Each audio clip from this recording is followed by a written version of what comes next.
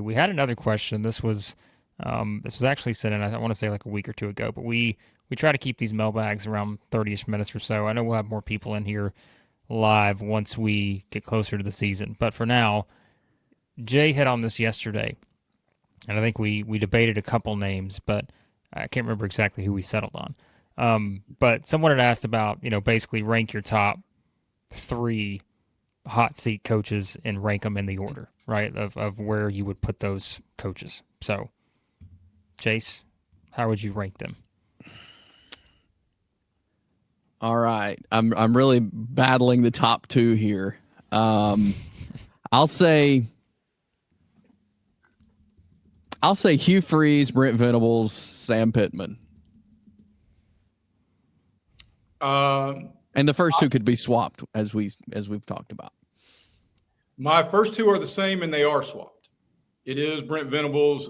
You make that many coaching changes. You bring in what is surely a 7-figure portal quarterback. Oklahoma is not accustomed to this type of mediocrity.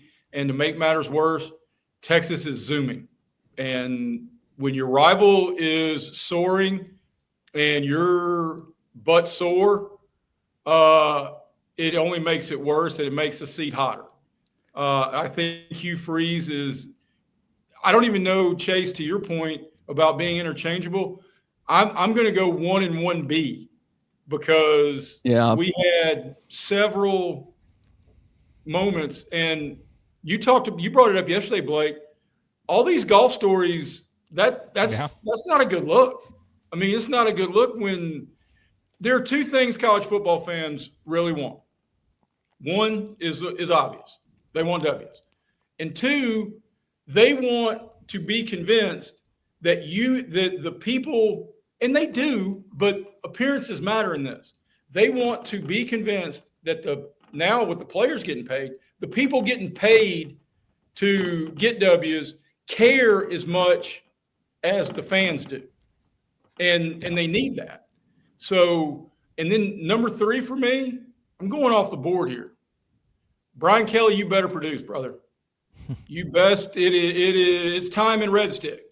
And you got way too many guys running around fields on Sunday over the last 3 years and doing it well to not have LSU where they want to be and expect to be. Here's a question. So it's the internet, but I see a poll I'm looking at here from Reddit, which again, whatever, it means nothing. But Venables was the leader in this poll from, whatever, hundreds of people responded. Venables got the most votes of the hottest seat going into 2025. Brian Kelly got the 3rd most. Hugh Freeze was right there. Basically, Kelly and Freeze were tied. But the interesting one, and again, there's always bias involved. It's an internet poll. Everybody knows this. But the guy that finished 2nd, Kalen DeBoer. Yeah. Yeah. Chase, if they go 9 and something, 8 and something, is it that out of the realm of possibility? I don't think so this year. Now, if it's 3 straight years of that and you don't see much improvement, then maybe. I just don't see him doing it after year 2. Year 3, I would see more. And I think, again, if they're 8 wins, I think if we're sitting here on June 26th next year and they won 8 games, then I think, he's going to be towards the top of the list. But I don't think so this year. It's where I went to school, and it's where you receive your mail, Chase. But 8-4 is not the same in the Yellowhammer State, because if one of them is to Hugh Freeze or an interim Auburn coach or something like that, 8-4 feels different. And the expectation of being minus money to make the playoff and then going 8-4 and not selling anything close to your allotment of Citrus Bowl tickets or wherever they would be headed. If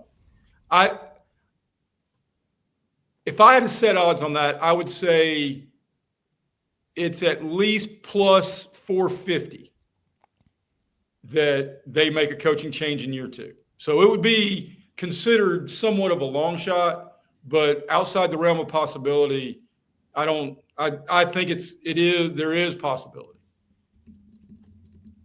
One more name that I know has been kind of batted about in seeing other rankings out there is Mark Stoops.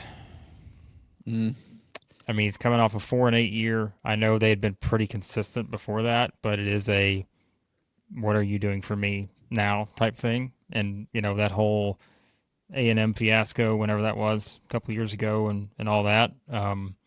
Just curious. And like we said, I mean, if you look at the composite rankings, they're 15th, which means they may be a bowl team, but at best, you're probably saying 6-6. Yeah. He's definitely got to be high up on there. And, yeah, I wasn't thinking about him, but yeah, if they have another season like this year, then I can completely see that, or see him just riding off into the sunset, calling it quits. So that doesn't happen, but yeah, I think we could be looking at his last season coaching. I would almost, and I know we know that college football coaches, especially high-level ones and especially the good ones, are just wired different.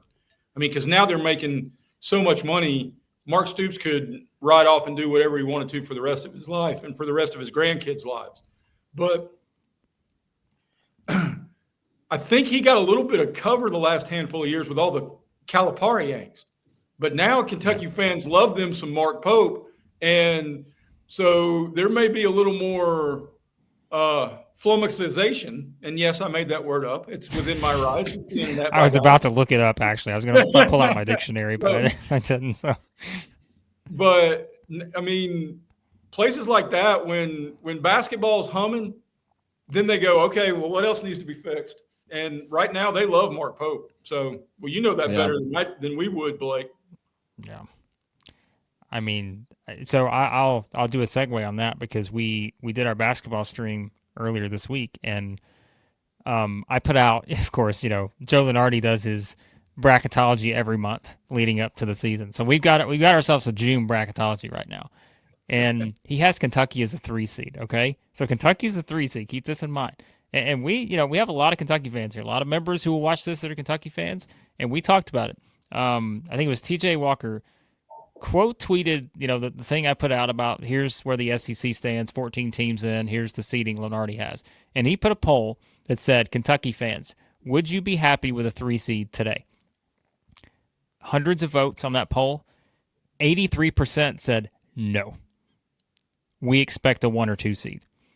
And so they are going into the season thinking we should be one of the top 8 teams in the country, and we should compete for a national championship next year, in year 2 for Mark Pope. So, like you said, you want to talk about expectations and where the view is for both programs right now? There is a wide gap